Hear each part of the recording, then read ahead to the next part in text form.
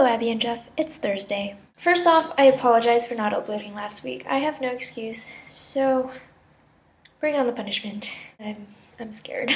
Abby, Hawaii is an awesome place. I hope you're enjoying yourself. Also, your cousin is having babies. That is super exciting. So, random tangent on C-sections. I heard from somewhere that during someone's C-section, the doctor took out her internal organs and put them in a bowl so they could reach the uterus. And so, the mother's awake during all this, so she's just chilling there with her organs in a bowl. That actually sounds kind of creepy. But that's pretty hardcore. It's scary and kind of cool, but scary. So, fun fact, my mother had a C-section when she had me. But it sounded like, from the way she was telling it, that she didn't really elect to have it. She came in with contractions, and the doctor just decided, we'll do a C-section. And so she just went along with it.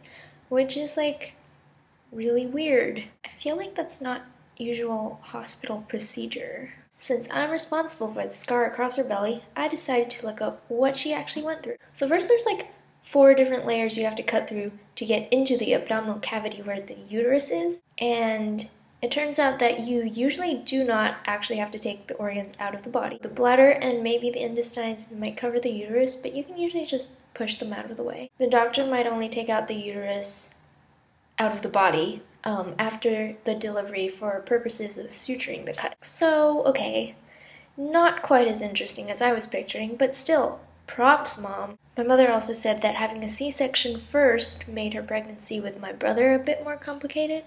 So because there's a scar on her uterus already, it makes it easier for the uterus to rupture during delivery, which could cause massive bleeding, which would be a problem. So in short, thanks, Mom, for giving birth to me. And that was a pretty long tangent. In other news, Abby called it in Israel. I think Jeff gave up on the videos, so it's probably just you and me. What else is there to talk about?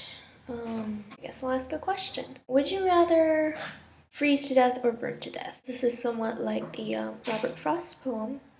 Some say the world will end in fire, some in ice. I think, personally, I would prefer to freeze because once you get past the whole I'm so cold I can't stop shaking phase, then your body temperature drops enough that you actually feel warm and you kind of just drift off to sleep and that's it. Whereas if you burn to death, you're just hot and melting and burning to a crisp. That's just not pleasant. I can't handle heat on the best of days, so yeah, would rather freeze. Anyways, stay safe, and I'll probably see you next week, though I'm not sure if I can upload on time because I'll be traveling. Kate on.